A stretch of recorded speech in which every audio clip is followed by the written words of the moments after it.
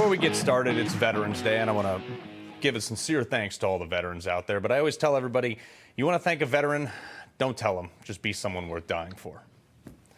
But you know, last night I was talking about getting the RINOs on board with this new style Republican MAGA party that I consider myself a part of. And I was scrolling through my timeline, and it was mostly tons of posts and videos about veteran stuff in anticipation of today. You know, storming the beaches of Normandy, Vietnam, even my era when I was in Iraq. Now, tons of remembrance posts for those who gave their lives for this country. It really kind of struck a chord with me that how petty this inter-party bickering really is. Two sides of the same party are arguing, squibbling about virtually nothing, while the other side, the Democratic Party, is fast-tracking this thing right into world chaos. Both RINOs and the new-style Republicans campaign on the same issues. It's the same thing. Limited government, fiscal responsibility, all that good stuff. But the only difference is that the people that align with the Trump-style Republicans are far more likely to actually govern the way they campaign.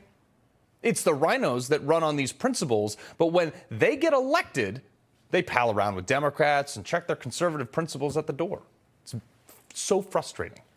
We're not some radical fringe, us MAGA folks. You want to know how I know? Because Trump, our guy, is winning by like 50 points over anyone else right now. We're the majority. And that is a large part because of you, old school RINOs, you noodle RINOs who got tired of working, we got tired of working our tails off for you, donating our hard-earned money so you can go to D.C. with your people and glad hand to some giant uniparty. That's how Trump came about. We're tired of screaming, help us, telling you what we, the people who elected you, what we want, only to be met with like lectures and scorns and all these condescending remarks. How many of you at home, folks, seriously, sick and tired of some congressman or a senator or any other bureaucrat? They promise you a bunch of stuff, they don't deliver, and when they can't deliver, they try to explain to you how, oh, you don't understand the way things are. I think they get the job not done because they don't understand how things work. These people work for us. I've said it before. And I think any politician or any government official that says anything on the campaign trail, that should be considered under oath. Violations of that, once in office, probably should be met with some sort of perjury or contempt charges. That's just me. That whole accountability will never get passed into law. This new Republican Party just wants Republicans to actually be Republicans. Mitt Romney. And the now minority of our party resists that. I don't understand why. And it took me some time to figure this out, but you know why they're being such petulant children right now as Trump surges in the polls? Because they're not in charge anymore. That's all. They're so flabbergasted that they can't go to their cocktail parties and tout their titles and control. They're willing to throw the whole thing out the window and give all the power to the Democrats.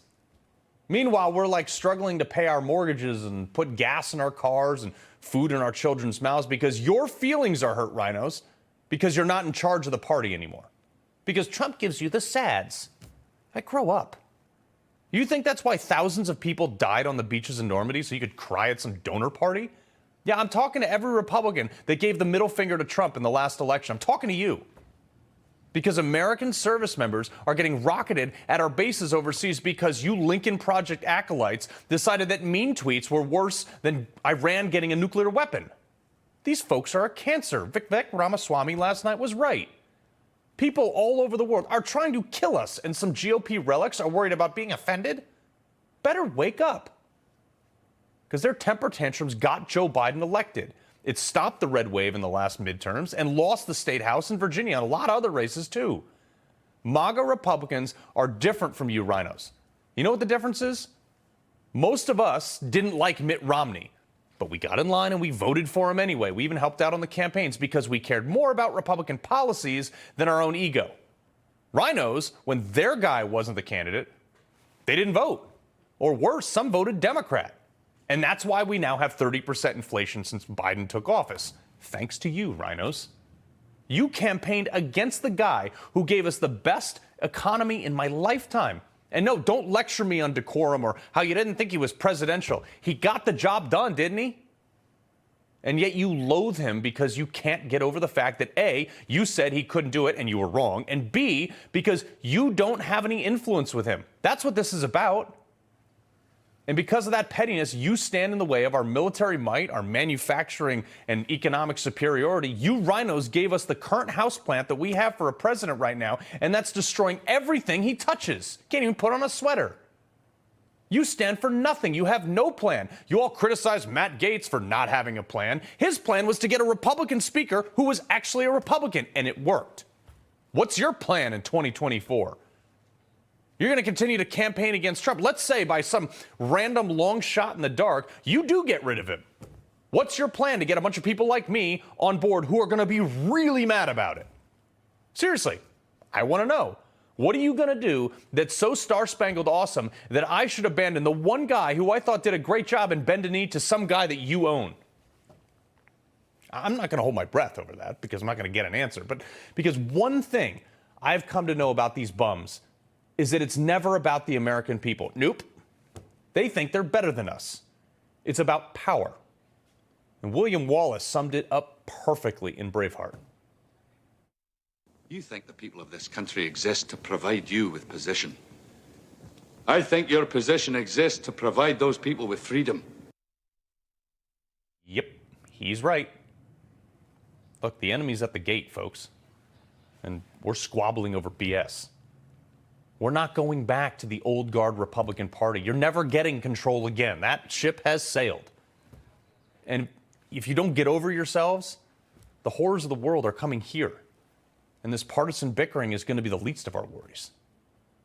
The path Democrats are taking us down ends America as we know it. Kids in our most prestigious institutions hate the very country that has given them endless opportunity. This inter-party bickering gives us governors that mandate you inject yourself with something you might not even want. It gives us massive deficits and losses of freedoms, and for what? A title so you can put it in your email signature? You don't even have to help, dude. Just vote. Do what I did for all the crappy candidates that you put up. Just shut up and vote for the guy at the top of the ticket of the party that you claim to be a part of. The old guard Republican Party is gone and dead. And that lingering 20% needs to decide not whether they like Trump or not, but whether they like America or not.